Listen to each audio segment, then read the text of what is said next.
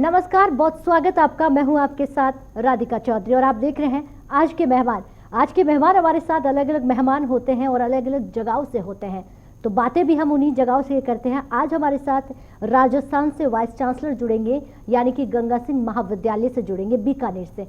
आपको बता देते, एक तरफ पूरा देश कोरोना की महामारी से लड़ाई लड़ रहा है, तो राजस्थान भी अछूता नहीं है। राजस्थान में भी हर दिन कोरोना के आंकड़े आसमान को छू रहे हैं। ऐसे में सबसे बड़ा सवाल ये हो जाता है कि तमाम चीज़ों के बीच जनता परेशान है, परिवार परेशान है, आम जन परेशान है, लेकिन क्या स्टूडेंट्स, जो हमारे छात्र हैं, जो नई पीढ़ी है, नया युवा वर्ग है, उसको लेकर क्या कुछ तैयारियां विश्वविद्यालयों की तरफ से की जा रही हैं? कौन सा खाका तैयार किया जा रहा है कि हमने जो 2020 में जिस तरह की पढ़ाई हमने देखी कि पूरी खराब हो गई थी, पढ़ाई कुछ ऐसी हो गई थी कि बंद सी हो गई थी।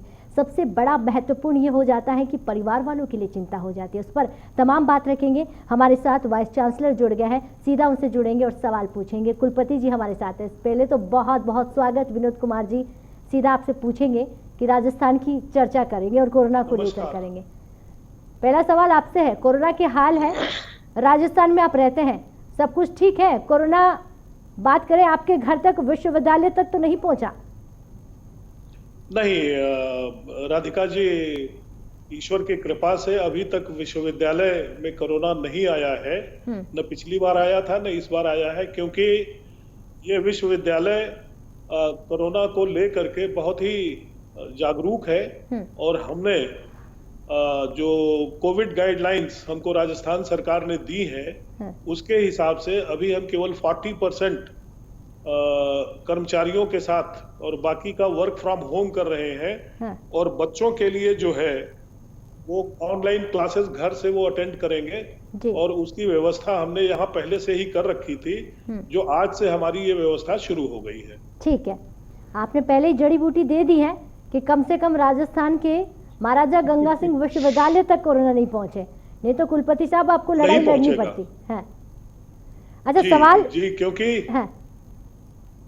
जी मैं ये कहना चाह रहा था कि देखिए, ऐसा है कि अगर सावधानी हटी दुर्घटना घटी। चूंकि हम लोग पहले फेज के बाद थोड़ा कैजुअल हो गए थे, जिसकी वजह से स्थिति ये बन गई है कि अब कंट्रोल से बाहर चीजें होती जा रही हैं। तो इस स्थिति में मैंने और मेरे प्रशासन ने मिल करके ये निर्णय किया कि हम इसकी पहले से ही तैयारी कर लेंगे, तो हमारे यहाँ कोरोना नहीं पहुंचेगा। ये बात बहुत सही कही, ये बहुत सारे लोगों को सिखाएगी, खास करके हमारे राजनेताओं को, नेताओं को, कि भी देर होने के बाद में तो बहुत कुछ बिगड़ जाता है, लेकिन देर आए दुरुस्त आए। सबसे पहले ही अगर चीजें संभाल ली जाए तो 2020 हो या फिर 2021, इतने बड़े विश्वविद्यालय में राजस्थान में आपने कहा कि एक भी कोरोना नहीं आया और ना बच्चों तक पहुंचा, क्योंकि पहले की तैयारियां थी। सवाल होगा नई शिक्षा नीति को लेकर आपकी क्या रणनीति है, क्योंकि वाइस चांसलर जी सब कुछ आप देखते हैं और बहुत महत्वपूर्ण हो जाता है बच्चों का भविष्य। देखिए, नई शिक्षा नीति को लेकर के हमारा विचार यह है कि इससे पहले की जब नई शिक्षा नीति 2020 उसमें आई थी, भारत सरकार ने इसकी घोषणा की थी, तो उसी समय महाराजा गंगा सिंह विश्वविद्यालय ने 1 महीने का लगातार वेबिनार किया था विभिन्न विषयों पर और विभिन्न आयामों पर। नई शिक्षा नीति को लेकर के उस पर विचार विमर्श हुए, और उसके लिए एक माइक्रो टास्क फोर्स बनाई गई, जो कि अभी उस पर कार्य कर रही है। और जैसे ही ये कार्य पूरा होगा, नई शिक्षा नीति का निर्धारण हम अपने यहाँ कर देंगे। थोड़ा समझाइएगा, माइक्रो टास्क जो आपने फोर्स बनाई है वो किस तरह काम करेगी और क्या कुछ होगा, ताकि उसे समझ पाए लोग और दर्शक, स्टूडेंट्स। माइक्रो टास्क फोर्स इसलिए है राधिका जी कि ये जो है हमारे पास जितने भी विषयों में शिक्षा हो रही है, नई शिक्षा नीति में चॉइस बेस्ड क्रेडिट सिस्टम लागू किया गया है। ये थोड़ा पुरानी शिक्षा नीति से डिफरेंट है, क्योंकि पहले एब्सोल्यूट मार्किंग मिलती थी, अब आपको ग्रेड दिया जाएगा, और जो ग्रेड दिया जाएगा उसका एक असेसमेंट का फार्मूला है। तो सबसे पहले हम अपने विश्वविद्यालय में, जहां की केवल 2000 बच्चे पढ़ रहे हैं, हम उन पर ये लागू करेंगे, और फिर जो 4 लाख बच्चे हमारे विश्वविद्यालय से जुड़े हुए हैं उन पर अगले स्टेज में लागू करेंगे। उसमें कई चीजें होती हैं। जैसे पहली चीज होती है कि किसी भी छात्र का continuous evaluation through out the year, कि वो पहले महीने में कैसा किया, दूसरे महीने में कैसा किया, तीसरे महीने में कैसा किया। और यदि कोई विद्यार्थी जो है वो दूसरे महीने में किसी एक विषय में कमजोर साबित हो रहा है, तो उसके लिए रेमेडियल क्लासेस का उसको सुविधा दे करके और उसको उस पर्टिकुलर सेक्शन ऑफ सिलेबस से जोड़ करके अच्छी तरह से पढ़ा दिया जाए, जिससे कि हमारा कोई भी विद्यार्थी किसी भी सेक्शन में कमजोर न हो पूरे सिलेबस के, और वो सफलता प्राप्त करे। तो ये कॉन्टिन्यूअस इवेल्युएशन है, जिसमें कि उसके मंथली टेस्ट है, 6 मंथली टेस्ट है, वाइवा है, प्रोजेक्ट है। अभी तक आपने देखा होगा कि जैसे मान लीजिए कि हिंदी भाषा में लड़का बीए कर रहा है और बीए की परीक्षा दे रहा है, तो केवल पुस्तकें पढ़ करके और हिंदी भाषा का इम्तिहान देता था जी। अब ऐसा नहीं है, उस बच्चे को एक प्रोजेक्ट भी करना पड़ेगा उस पर। वो प्रोजेक्ट बना करके वो अपने टीचर से इवेल्युएट कराएगा, जिससे कि क्रिएटिविटी उस लड़के की बढ़े जी। किसी भी उसमें। और अंतर विषय, जैसे कि कोई हिंदी का विद्यार्थी है, वो हिस्ट्री को हिंदी से जोड़ करके देखे, वो हिंदी को इंग्लिश से जोड़ करके देखे, तो जो विषय के आपस में मेल जोल होंगे तो पढ़ाई लिखाई का आयाम और बढ़ जाएगा। ये है, क्या बात है, ये नई शिक्षा नीति में दिया गया है। आपने टास्क फोर्स को समझाया, नई शिक्षा नीति को समझाया कि अब स्टूडेंट्स रट्टा नहीं मारेंगे, वो कम से कम उस चीज़ को सीखेंगे, अप्लाई करेंगे, ताकि आने वाले समय में जब भी वो छात्रों के बीच उतरे, बच्चों को पढ़ाए, तो वो अप्लाई की हुई चीज़ों को उस हिसाब से पढ़ाए।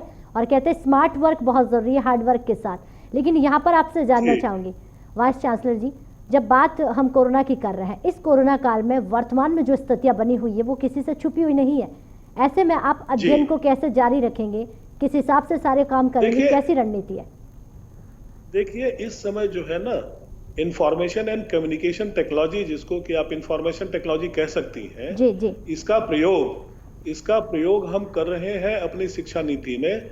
और उसमें ऑनलाइन क्लासेस के लिए कई चीजें हैं, जैसे कि ऑनलाइन एडमिशन है, फिर ऑनलाइन टीचिंग्स है, और ऑनलाइन इवेल्युएशन भी है। जैसे इंटरनल इवेल्युएशन करना है, लड़के का वाइवा लेना है, तो ऑनलाइन ही हो जाएगा। तो कोरोना काल में कम से कम किसी का इंटरफेरेंस नहीं होगा। मेरा ये मानना है कि जो प्रधानमंत्री जी ने हमारे कहा कि आपदा को अवसर में बदल दिया जाए, तो हमने पूरा प्रयास किया है कि इस आपदा को अवसर में हम बदल रहे हैं। आपने कहा कि देश के प्रधानमंत्री ने कहा कि आपदा को अवसर में बदलना है, और आप बहुत अच्छे से जानते हैं, क्योंकि जब भी बात महाराजा गंगा सिंह विश्वविद्यालय की आती है तो उस पर जो उम्मीद है, नजरें हैं, वो कम से कम 1000-2000 नहीं है, 4 से 4.5 लाख जो है युवा उससे जुड़े हुए हैं, छात्र उससे जुड़े हुए हैं। तो उसे आपदा में अवसर में कैसे बदलना है वो आप बहुत अच्छे से जानते हैं, तभी तो वहाँ के छात्रों की जो संख्या वो बढ़ रही है। अच्छा, इस बीच महाराजा गंगा सिंह विश्वविद्यालय की करेंगे, क्योंकि अगर राजस्थान में कहा जाए एक बहुत अच्छा बेहतर भविष्य बच्चों का निर्माण करता है, कैसी विकास की अगर मैं कहूँ पगडंडी पर उसे लेकर चल रहे हैं महाराजा गंगा सिंह विश्वविद्यालय का विकास किस तरह? क्योंकि 2020 में भी कोरोना था, 2021 में भी कोरोना आ गया, और इसी कोरोना के बीच आपको सब कुछ देखना है। देखिए, ऐसा है कि जब मैंने इस विश्वविद्यालय को कुलपति के पद का पदभार ग्रहण किया, उसी समय मेरे जहन में एक बात आई कि हमको 10 वर्ष की आगामी रणनीति तैयार करनी है। भले ही मैं 3 वर्ष का ही कुलपति रहूंगा, लेकिन आगे आने वाले कुलपतियों के लिए एक रोड मैप तैयार करके जाऊंगा। क्या बात है। तो इस परिप्रेक्ष्य में हमने एक विजन 2030 तैयार करने का एक कमेटी बना दी है, जो कि अगले 2-3 माह में हमको पूरी रोड मैप बना करके दे देगी। और ये कमेटी में जो है, ये कार्य योजना जो बनाएंगे, उसमें राष्ट्रीय और अंतर्राष्ट्रीय स्तर के एकेडमिशियंस हैं, और उन्हीं शोध विशेषज्ञों से सुझाव प्राप्त किए जा रहे हैं। जहां तक विश्वविद्यालय के परिसर का सवाल है, परिसर में स्वामी विवेकानंद स्मारक, जो बच्चों को स्वामी विवेकानंद की फिलॉसफी से परिचय कराएगा, संविधान पार्क, जो कि भारत के संविधान के प्रियम्बल के बारे में बताएगा।